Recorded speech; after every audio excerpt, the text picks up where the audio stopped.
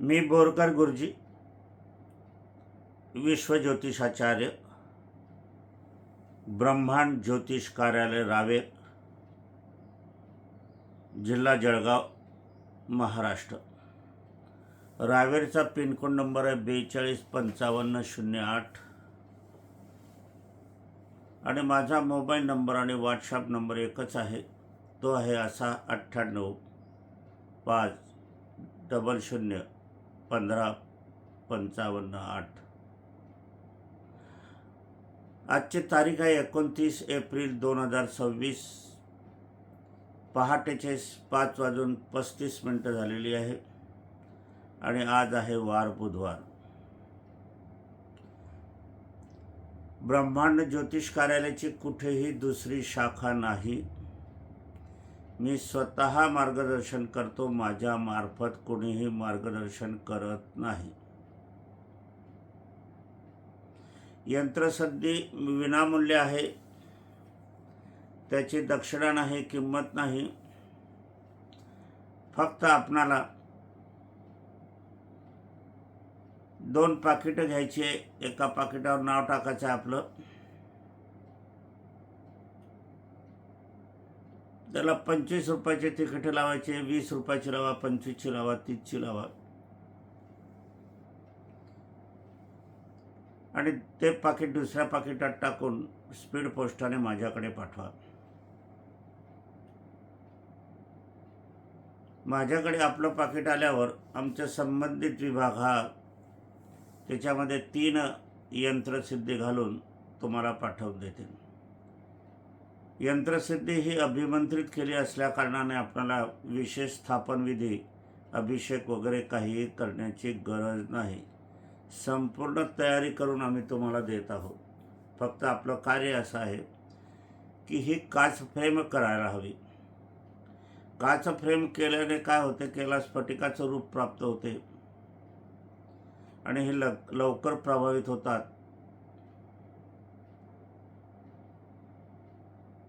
आणि याचं संरक्षण होते। टोक नजर बाधापासून ही यंत्रसिद्धी दूर राहते, याच्यावर होत नाही। दिशेला महत्त्व नाही, एका रांगेत लावा, विविध रांगेत लावा, पण सर्वांना दिसेल असे लावली पाहिजे। कारण टोक नजर बाधा दूर करायची असेल तर ही सर्वांना दिसायला हवी। आपल्याकडे पैसा येतो, भाजी आपण आणतो, इतर वस्तू आणतो, त्या काही शुद्ध स्वरूपात असतात अशा नाही।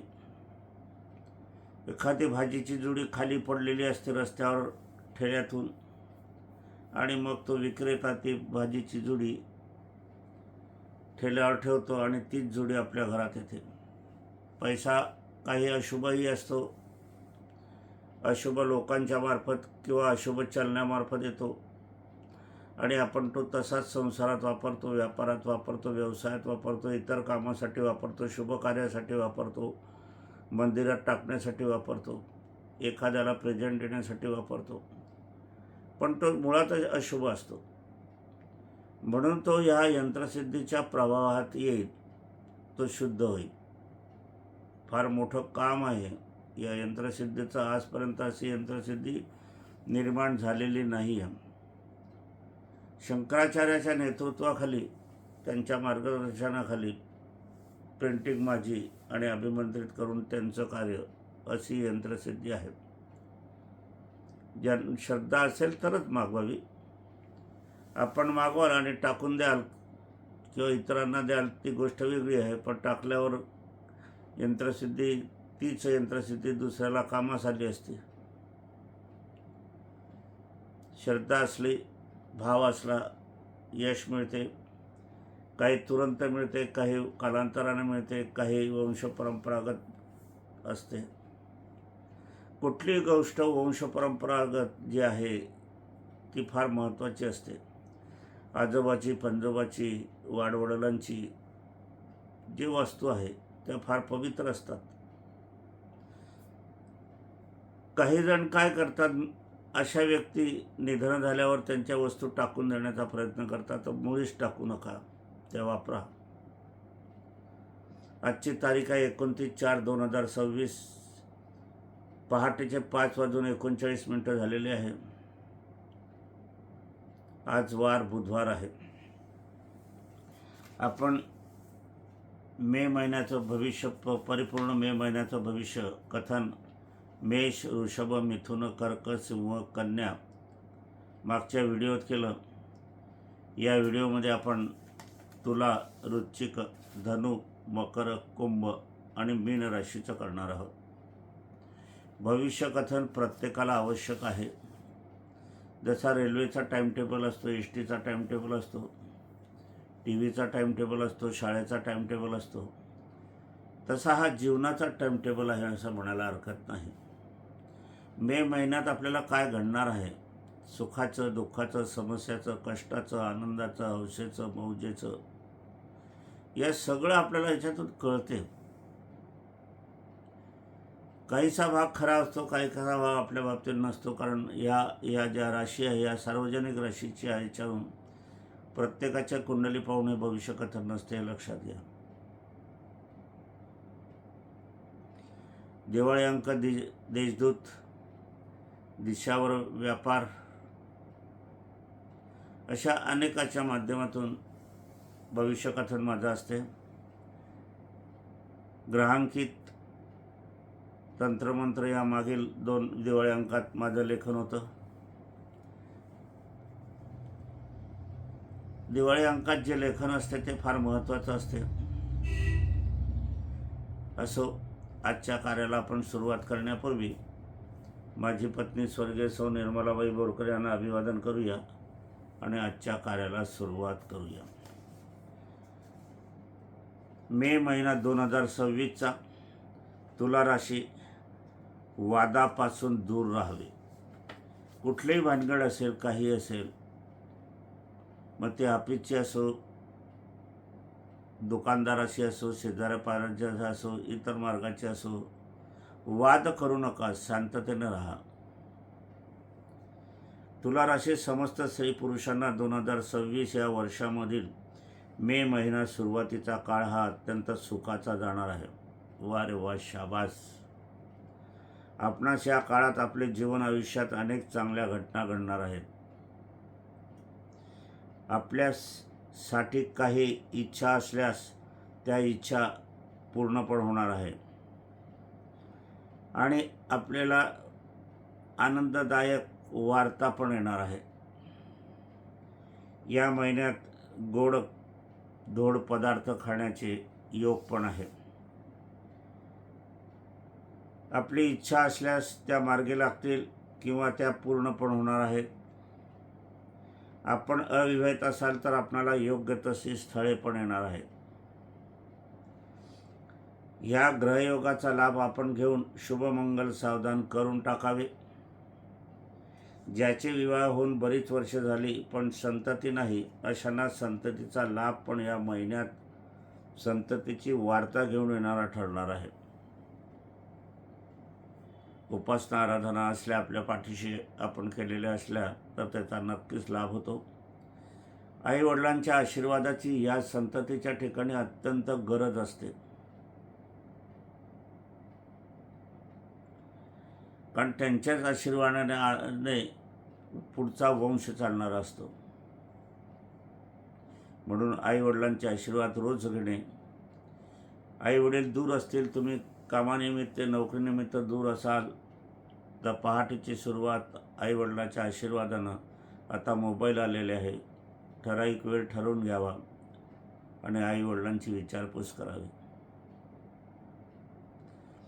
माझा पुतण्या आहे श्रीकांत बोरकर, पुणे. म्हणजे माझ्या भावाचं निधन झालं आहे, म्हणजे त्याच्या वडिलांचं निधन झालेलं आहे. परंतु तो दर रात्री 9 वाजता आईशी वार्तालाप करतो. मला खूप आनंद होतो अशा गोष्टीचा. एखादा मुलगा आईवडिलाची सेवा करताना पाहून, आंघोळ घालताना पाहून, जेवण करताना पाहून, यात्रेत नेताना पाहून मला खूप आनंद होतो. अशा मुलांचा अभिमान आहे मला. ही श्रावणबाळ आहे आजची. तर रात्री 9 वाजता तो नियमितपणे आईवडिलांची विचारपूस करतो. अशांना संततीचा लाभ पण या महिन्यात येणार आहे. संतती वार्ता घेऊन ठरणार आहे. ज्यांना टेस्ट ट्यूब बेबी करायची आहे त्यांच्यासाठी टेस्ट ट्यूब बेबी करण्यासाठी पण हा उत्तम महिना आहे. संतती आपली दूरवर राहत असली तर त्यांच्याकडे वैयक्तिक लक्ष द्यावे. शक्यतोवर त्यांना वाहन चालवण्यास देऊ नये. संतती शिक्षण घेत असल्यास शालेय कामकाजाव्यतिरिक्त आपण कुठलेही इतर कामे करू नका. व्यापारी वर्गाने वही खाते रोज बरोबर ठेवावे. शासकीय अधिकाराचा त्रास होण्याची संभावना आहे. तुला राशी व्यक्तींनी सर्व कार्य कायद्याला धरून करावे. सांसारिक वातावरण बिघडवण्याचा प्रयत्न जवळचे लोक करतील यापासून सावधान असावे. आपण व्यापारात असाल तर व्यापारी नफा वाढेल. आपण नोकरीवर असाल तर योग्य त्या ठिकाणी बदली पण होईल आणि स्थानिक नोकरी असेल तर त्याच ठिकाणी पगारवाढीचे योग पण सुंदर आलेले आहे. यामुळे आपल्याला दुसरीकडे नोकरी पाहण्याची गरज पण राहणार नाही. शुभ दिनांक 1, 2, 3, 4, 5, 6, 7, 8, 9, 10, 11, 12 आणि 15, 16. अशुभ दिनांक 13, 14, 17, 18, 25, 26, 27, 28, 29, 30, 31. आता या शुभ दिनांक ज्या असताना त्या शुभ कार्यासाठी वापराव्या आपण. आणि अशुभ दिनांकासाठी आपल्याला शुभ कार्याला यापासून आपण वंचित राहावं, वापरू नये. तुला राशींनी सूर्यास्तानंतर दर्शन देवाचं घ्यावं. घरातील देवघराचं दर्शन आपण केव्हाही घेऊ शकतात. आई वडिलांचं दर्शन आपण केव्हाही घेऊ शकतात. नमस्कार केव्हाही करू शकतात. पण घराच्या बाहेरील आपल्याला दर्शन घ्यायचं असेल तर सूर्यास्तानंतरच दर्शन घ्यावं. कोर्ट आहे, आपण कोर्टाच्या हॉलमध्ये बसलो आहे. आपली तारीख आज आहे. कोर्ट मात्र तुमची फाईल कोर्टासमोर येईल, जज साहेबांसमोर येईल, तेव्हाच ते कोर्ट तुमचा विचार करेल आणि तुमच्याकडे पाहिल, तोपर्यंत नाही. म्हणून तुमची वेळ जी देवदर्शनाची आहे ही सूर्यास्तानंतर रात्री केव्हाही, त्याच वेळेला दर्शन होईल. आणि याच्या अगोदर आपण घेतलं तर ते बघणं होईल. मूर्तीचं बघणं आपल्याला आवश्यक आहे का दर्शन घेणं आवश्यक आहे? दर्शन घेणं आवश्यक आहे. म्हणून सूर्यास्तानंतर दर्शन घ्यावे. शुक्रवारी पांढरे वस्त्र वापरा. आपण स्त्रियांनी केसाला पांढरे फुलांचा गजरा माळावा. शुक्रवारी दूध भात सायंकाळी खावा. अगोदर देवाला अर्पण करावा, नंतर आपण खायचं आहे आपल्याला. आता 8 नंबरची राशी वृश्चिक राशी. वृश्चिक राशी ही 8 नंबरची स्वामी मंगळ. कुटुंबातील व्यक्तींची परीक्षा होईल. आपण शूर आहात, वीर आहात, धाडशी आहात, नशीबवान आहात, कर्तव्यशील आहात. जन्मतःपासून कर्तव्य तर शेवटच्या मृत्यूच्या पावतर कर्तव्य करणारी ही माणसं असतात. कठोर असतात, वागणारी बोलणारी संतापजनक वाक्य निघतात, अग्निजन्य असतात. परंतु तेवढीच ही माणसं भोळी भावडी असतात आणि जास्तीत जास्त कुटुंबाचा विचार करतात आणि सर्वस्व अर्पण करून देतात. असे हे वृश्चिक राशीची माणसं असतात. पण यांचा वंश यांच्यापासून जर दूर गेला, विपरीत वागला तर भोगाशी कारणीभूत होतो. कुटुंबातील व्यक्तींची परीक्षा याच अर्थाने होणार आहे. वृश्चिक राशी समस्त स्त्री पुरुषांना 2026 या वर्षामधील मे महिना प्रारंभीचा आपणास मनाविरुद्ध होणाऱ्या घटना सहन कराव्या लागणार आहेत. या घटनांचा विचार न करता आपण कार्य करीत राहावे व ह्या काळात आपण अधिक कार्य करावे. आपण आपल्या मनाविरुद्ध घटना घडतात. आपली मुलं म्हणा, सुनबाई म्हणा, भाऊबंद म्हणा, नातू म्हणा, पंतू म्हणा, जे काही आपले नातेवाईक असतील, सासरवाडीचे लोक म्हणा, माहेरचे लोक म्हणा, मनाविरुद्ध राहिलं तर तेवढ्यापुरता त्या क्षणापुरता विचार करा. तो विचार सोडून द्या तुम्ही. कारण आपण त्या विचारात गुंतलं तर रात्र हरवते, झोप हरवते, तब्येत बिघडते आणि आपलं रक्तसुद्धा यात जळते विनाकारण. म्हणून अशा याच्यामध्ये जे दुःखद बातमी असो, कष्टदायक असो, त्रासदायक असो, सोडून द्यायचा. आनंददायक वार्तेचा मात्र विचार करायचा. या काळात आपण आर्थिक कार्य करावे. हताश न होता, निरुत्साह न दाखवता आपण याबाबत कुणासोबत पण चर्चा करू नका. अशा मंडळींना आपण आपले जीवन आयुष्यात कोणताही प्रसंग आल्यास स्थान देऊ नका. आपण आतापर्यंत अनेकांना विनामूल्य सेवा दिलेली आहे, विनामूल्य कार्य केलेलं आहे, भरघोस मदत दिलेली आहे. तुमच्या आशीर्वादाने त्यांची कार्य घडलेली आहे आणि तुमच्या जराशा याच्यास तुमच्या पाठिंब्याशी न उभे राहणे, बद्दल दोन शब्द न बोलणे, अशा व्यक्तीपासून सावध राहा. आणि अशा व्यक्तीपासून सावध राहणाऱ्या आपल्या जीवन आयुष्यात त्यांना कुठेही स्थान देऊ नका. हे बंधन वृश्चिक राशी व्यक्तींना पाळायचं आहे. कोणताही कठोर प्रसंग आल्यास स्थान देऊ नका. आप्तसखी अशी मंडळी घातक असतात.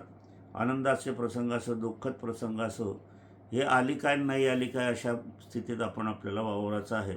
आपण न बोलता त्यांची कर्मकहाणी एक दिवस जमा खर्च होणारच आहे. तरुण मुलांनी तसेच विद्यार्थीगणांनी चुकीचे मित्रसंगतीत राहू नका. वादकारण यापासून जितके आपणास दूर राहता येईल तितके दूर राहावा, चांगले राहील. आर्थिक व्यवहाराचे गणित जमा खर्च कुणालाही सांगू नका. या महिन्याचे 15 दिवसानंतर आपणास उत्तम भाग्यकारक घटना अनुभवास येणार आहे. आर्थिक व्यवहारात आपण अधिक प्रगतीपथावर राहणार आहात. आपण काही गुंतवणूक करीत असाल तर पुढील पिढीसाठी किंवा आपल्या उत्तरार्थी जीवनासाठी अधिकच उपयुक्त ठरणार आहे.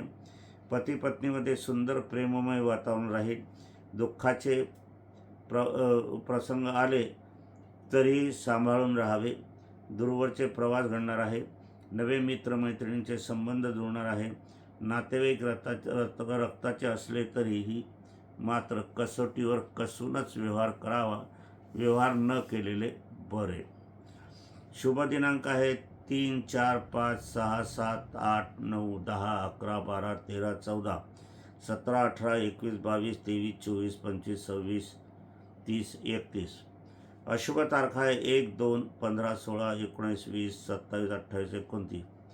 आपण नित्यकार्याचा वेग वाढवावा. आरोग्याकडे लक्ष द्यावे. आपलाच आपण विचार करावा आणि पतीने पत्नी संबंध आणि पत्नीने पती संबंधित एकनिष्ठ या ह्याच्यात राहावं. एखाद्यापैकी स्वर्गवासी झालेली असेल, त्यांनी हितगुज करायचं असेल तर आप्तस्वकीयांशी मुळीच नाही, स्वर्गीय झालेल्यांशी मनातल्या मनात आपण हितगुज करू शकता. आता 9 नंबरची राशी जी येते ती धनुराशी येते. याचा स्वामी गुरु येतो. आरोग्याकडे लक्ष यांना द्यावं लागणार आहे. आरोग्यस्थानामध्ये विपत्ती योग आलेला आहे, म्हणून आरोग्याकडे लक्ष द्यावे. धनुराशी समस्त स्त्री पुरुषांना 2026 या वर्षामधील मे महिना आपण आपली स्वतःची कार्य कमी करावीत व आरोग्याकडे अधिक लक्ष द्यावे. दूरवरचा प्रवास होणार आहे, तो चिंताकारक ठरणार आहे. सुखद दुःखद अशी दोन्ही प्रकारच्या वार्तांना सामोरे जावे लागणार आहे. आपणा ढय्या 7.5 आहे.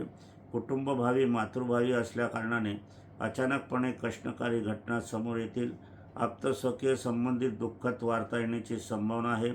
मागील काही सरकारी अथवा कोर्ट कचेरी संबंधी घटना जर असतील तर त्यात सरकारी अधिकारी वर्गाचा त्रास आपणास होणार आहे.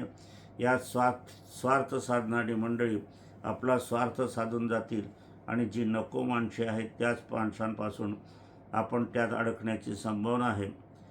या जगामध्ये आपण भावडेपणाने सात्विक विचाराने जरी वागत असला तरी आपला उपयोग समोरचा मनुष्य कसा घेतो आहे हे बघायला हवं. काही नातेवाईक मंडळी, काही शेजारी पाजारी मंडळी, काही दूरवरची मंडळी, व्यावसायिक मंडळी, नोकरी संबंधित मंडळी, मित्रसंबंधित मंडळी आपला उपयोग कसा घेत आहे हे शहाणपण आपल्याला शिकण्याची अत्यंत गरज आहे. जुनाट आजार पुन्हा डोक्यावर काढील. व्यावसायिकांना हा मे 2026 महिना व्यापार करण्यासाठी उत्तम राहील. मागील स्टॉकमध्ये भरपूर नफा आपल्याला मिळणार आहे. कर्ज समस्या असल्या तरी कमी होतील. उधार उसनवारीचे पैसे वसूल होणार आहेत. अमावस्या जवळपासचा हा काळ संततीवर खास करून लक्ष ठेवावे. त्यांच्या बाबतीत आरोग्य, इतर बाबतीत आपण सावध राहावे. इतर सरकारी नियम, अपघात भयाची संभावना राहील. तीर्थाटन, इतर काही प्रवास करीत असल्यास अडचणी निर्माण होतील. मूल्यवान वस्तूची काळजी घ्यावी. घरात कुटुंबात धार्मिक कार्याचे आयोजन केले जाईल आणि नसेल तर आयोजन करा असं मी सांगतो. धनुराशी व्यक्तींनी चार चौघात जे काही आप्तस्वकीय आहे तेच. भारूड भरतीची घरामध्ये गर्दी किंवा आपल्या मांडवामध्ये गर्दी अजिबात करू नका, हे सांगणं मला आहे. कारण असे लोक आपण कार्य करतात आणि यांची टोक नजर बाधा आपल्याला कार्याला लागते आणि आपल्याला पाहिजे तसा लाभ होत नाही. कुटुंबात धार्मिक कार्याचे आयोजन करणार आहात तर जरूर करा. पाण्याच्या जागा, तीर्थयात्रा, नदी किनारे याबाबत सावध असावे. शुभ दिनांक 1, 2, 6, 7, 8, 9, 10, 11, 12, 13, 14, 15, 16. पावतर सारखे दिवस आहे. 19, 20, 23, 24, 25, 26, 27, 28 एक पावतर शुभ दिवस आहे. शुभ दिवसात शुभ कार्य करा. अशुभ दिनांक 3, 4, 5, 17, 18, 21, 22, 29, 30, 31 या तारखांना प्रवास करू नका. या तारखांना कार्यक्रम करू नका. गुरुवारी पिवळे वस्त्र वापरा. गुरुवारी मुगाची डाळ, साखर, चणा डाळ, गूळ, पुरणपोळी खावी. उंबरवृक्ष लावावा, जगवावा, वाढवावा. उंबरवृक्ष आपण लावला तर आपल्याला पुष्कळशा समस्या दूर होणार आहेत. त्यानंतर मकर राशी 10 क्रमांकाची शनी. स्वामीची सर्व कार्य सावधानपूर्वक करावे, इशारा मिळतो आहे. मकर राशी समस्त स्त्री पुरुषांना 2026 या वर्षामधील मे महिना आपणास काय रंग दाखवेल व आपले जीवन आयुष्यात काय खेळवेल हे तर पुढील काळच आपणास करणार आहे. या महिन्याचा पूर्वार्ध हा आपले जवळचे लोक उठापटक कार्य करणार आहे. या बाबतीत आपणास सावधगिरीची सूचना देऊनसुद्धा आपण त्याकडे लक्ष देत नाही. चुकीच्या मार्गाने नेणाऱ्यांचे बोट धरून आपण चालत आहात. अमावस्या तर आपणास शारीरिक, मानसिक, बौद्धिकरित्या आपणास कायम स्मरणात राहील अशा घटना घडण्याची संभावना आहे. चतुर्थ भावीचा मंगळ बलाढ्य, त्यात आपला स्वामी झोपलेला, त्यात पंचमातील रवी शत्रुग्रह आपणास कायमस्वरूपी चिंतित करणारे वातावरण निर्माण करण्याची संभावना आहे. पौर्णिमा ही आपली शत्रू असताना मात्र थोडा मोठ्यांच्या सहवास आपणास लावेल. मान सन्मान मिळवून देणारा ठरणार आहे. नोकरदार, विद्यार्थीगण, व्यवसायी यांना अतिउत्तम घटना, अधिक चिंतित करणाऱ्या घटना या कामी असतील. शेतकरी वर्गास मात्र नैसर्गिक घटनांना सामोरे जावे लागेल. मोठी खरेदी विक्री करीत असाल तर थांबावे आणि केलेली असेल तर चिंता व कायद्याच्या बाबी आपणास अडचणीसारख ठरतील. तर कुठून केला हा व्यवहार असे आपल्याला म्हणावे लागेल. गुपचूप लपून छपून केलेले कार्य घातक ठरण्याची संभावना अधिक आहे. नोकर वर्गास, वरिष्ठ अधिकारी वर्गास रोज सहन करावा लागणार आहे. आपल्याला याच्यामध्ये वाडवडिलांचा, ज्येष्ठांचा, श्रेष्ठांच्या आशीर्वादाची अत्यंत गरज निर्माण झालेली आहे. त्यांच्याशी वार्तालाप करण्याची हेतूने आपल्याला आशीर्वाद प्राप्त होणार आहे. आपल्याला राशी ही झोपलेली आहे. विलंबाने आपल्याला गोष्टी यशस्वी होण्याच्या आहे. काही अडचणी, काही भीती, शारीरिक स्वास्थ्य, मानसिक अस्वस्थता या बाबतीत आपल्याला विचार करावा लागणार आहे. तरी पण आपण कुटुंबवत्सल आहात. आपल्याला जिद्दीने आपण देवाचं दर्शन घ्यायचं असेल घराच्या बाहेरील तर सूर्यास्तानंतर घ्यावं. दिवसा कधीही घेऊ नये. घरातील आपले दर्शन घ्यायचं असेल तर ते केव्हाही घ्यावं. आणि शनिवारी काळे वस्त्र वापरावे. रोज सूर्यास्तानंतर रात्री घरात लोखंडी दिवा तेलाचा प्रज्वलित करावा. शनी चालीसा, शनी महात्मा रात्री आपण वाचलं, पठण केलं तरी चालणार आहे. कुंभराशी 11व्या नंबरची राशी. ही 11व्या नंबरची राशी स्वामी शनी आहे. अमावस्या काळजीची राहणार आहे. कुंभराशी समस्त स्त्री पुरुषांना 2026 या वर्षामध्ये मे महिना हा अविहितांना अनेक स्थळ येणारा असणार आहे. कुंभराशी इच्छित वर वधू यांनी अधिकतर समझोता करून विवाह जमवण्याकडे शुभमंगल सावधान करून टाकावे आणि ते करता आले तर अवश्य करावे. कारण आपल्याला 7.5 सुरू आहे हे आपण लक्षात घ्यावे. या महिन्यामध्ये ज्या महिलांची डिलिव्हरी असेल आपण सिझेरियनचा सल्ला दिलेला असेल तर आपण लगेच निर्णय घेऊ नये.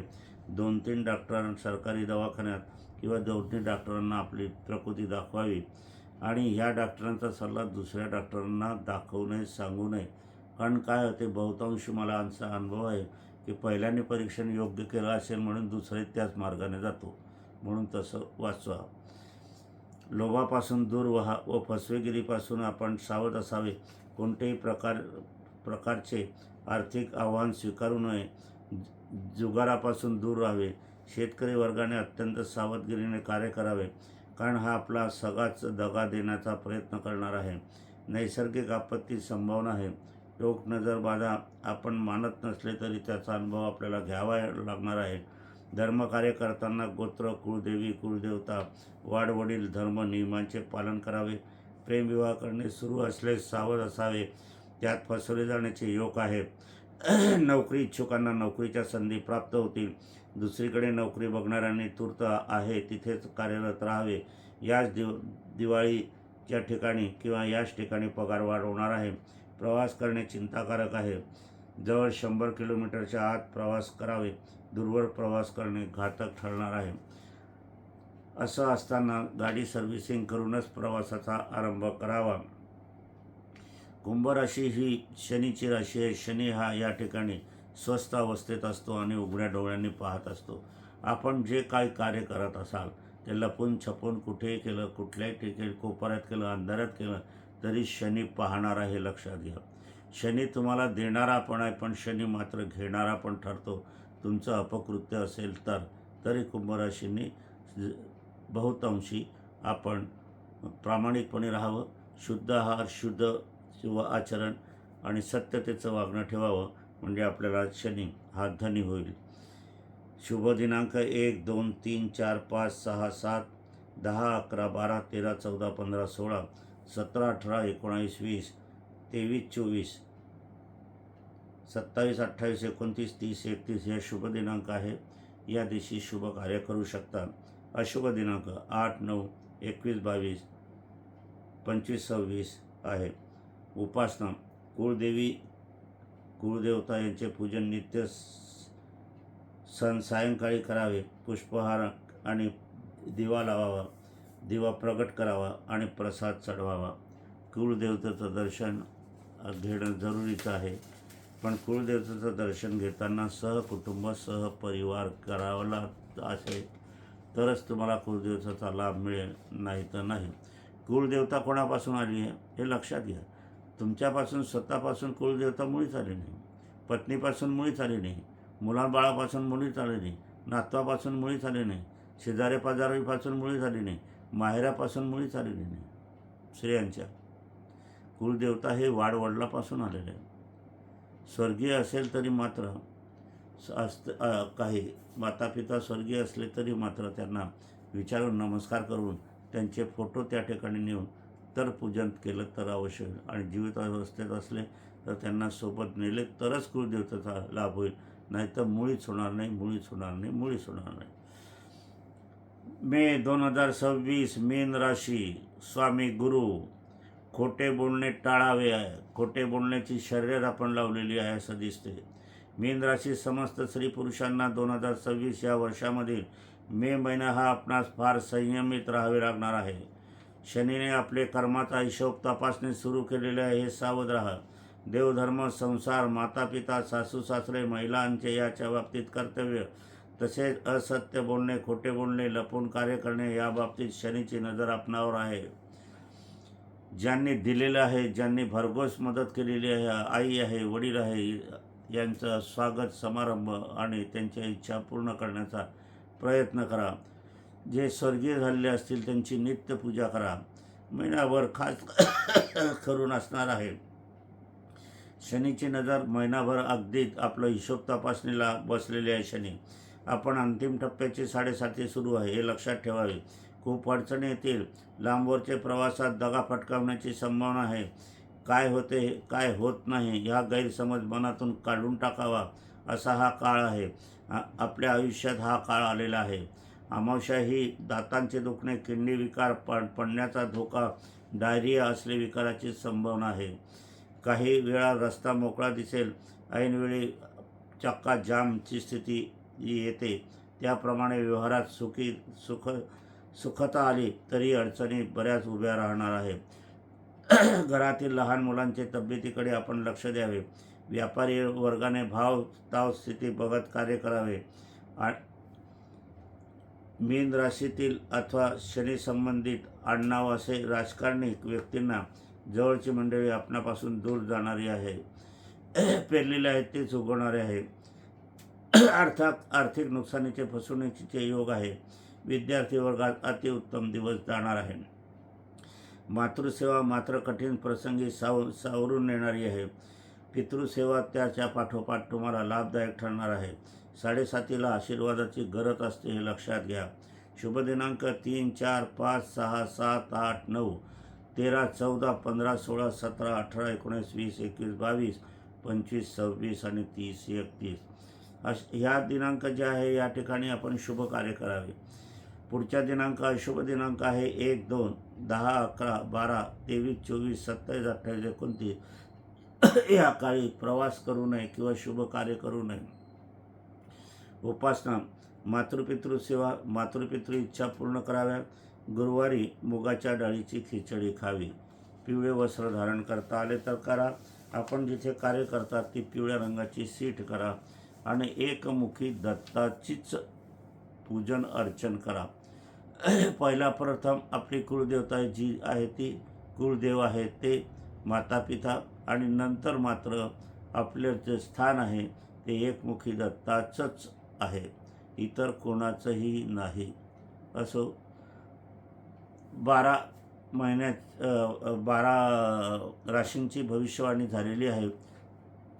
मे, वृषभ, मिथुन, कर्क, सिंह, कन्या मागील व्हिडिओत आणि आता आपण केलेले आहे तुला, वृश्चिक, धनु, मकर, कुंभ, मीन या 6 राशींचं मे महिन्यातलं आपण भविष्य दिलेलं आहे.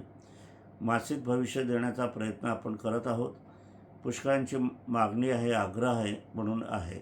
काही वेळेला साप्ताहिक भविष्य किंवा ग्रह परिवर्तन होईल त्यावेळेला आपण करणार आहोत. असो, आजच्या कार्याला विराम देण्यापूर्वी ज्यांना यंत्रसिद्धी हवी आहे त्यांनी यंत्रसिद्धी जरूर मागवावी. मला भेटण्याची इच्छा असेल आपण भेटू शकतात. वर्तमान स्थितीमध्ये आपण जर पाहिलं तर कॅम्प्युटरचं जग आलेलं आहे. कॅम्प्युटरने सगळं कार्य होते, परंतु कॅम्प्युटरमध्ये ज्योतिषशास्त्र बसत नाही. जे मध्ये भरलेलं असेल कॅम्प्युटरमध्ये तेच बाहेर येईल आणि ज्या बुद्धीनं भरलेलं असेल तेच येईल. म्हणून कॅम्प्युटरच्या कुंडल्या ह्या असत्य असतात. ज्यांच्यावर जन्माक्षर जन्मांक दिलेला आहे ह्या पण कुंडल्या बरोबर नसतात. कुंडली ही हस्तलिखित असायला हवी. आपल्याला डोळ्याचा प्रॉब्लेम असेल तर डोळ्याच्या डॉक्टरकडे जावं लागेल. त्याप्रमाणे आपल्याला काही ज्या समस्या आहेत त्या समस्याचीच कुंडली आपल्याला हवी. समजायला आपल्याला आरोग्याची समस्या आहे तर आरोग्याची कुंडली हवी. आपल्याला विवाह करायचा आहे तर विवाह करताना तुम्ही जे कुंडलीमध्ये लग्न म्हणून पहिली कुंडली दिली जाते ती लग्न म्हणजे विवाह नाही, विवाह नाही. विवाहाची कुंडली मुळीच नाही, ते उदयमान कुंडली. तो शब्द चुकीचा आहे. म्हणून विवाह बघायचा असेल तर विवाहाची कुंडली आपल्याला लागेल. त्यानंतर आपल्याला संतती त्याबाबत बघावी लागेल. आपला संसार पूर्ण होणार आहे की नाही याबाबत आपल्याला लाभ, भाग्य, अष्टमस्थान, कर्तव्यस्थान, धनस्थान याचा पण विचार करावा लागणार आहे.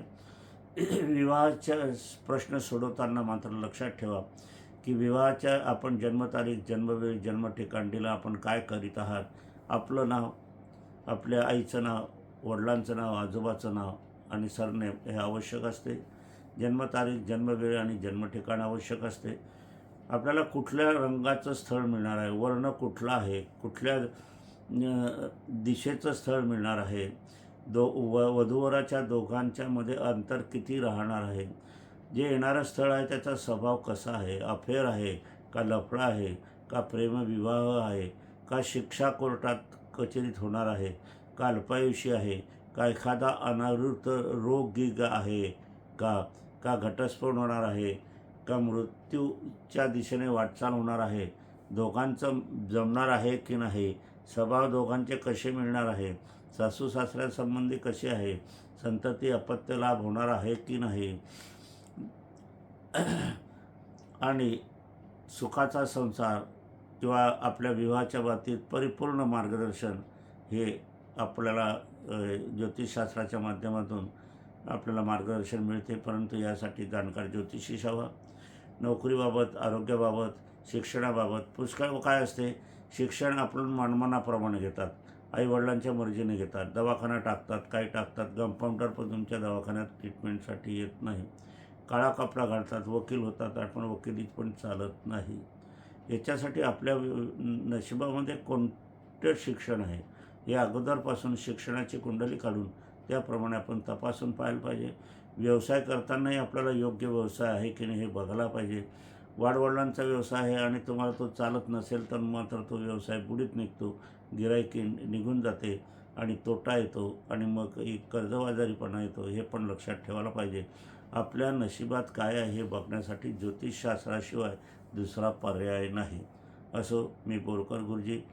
सर्वांना शुभ आशीर्वाद.